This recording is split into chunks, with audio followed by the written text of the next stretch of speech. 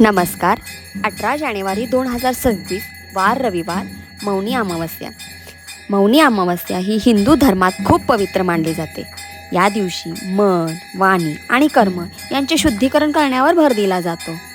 याचा आध्यात्मिक अर्थ असा आहे, मौनी अमावस्या आपल्याला काय शिकवते की बोलण्यापेक्षा शांत राहून स्वतःकडे पाहणं हे अधिक शक्तिशाली असते. व्हिडिओ आवडल्यास नक्की शेअर करा आणि आजचं मौनी अमावस्येच्या दिवशी श्रीनाथांचं दर्शन कसं वाटलं हेही कमेंट करून नक्की सांगा. बाय.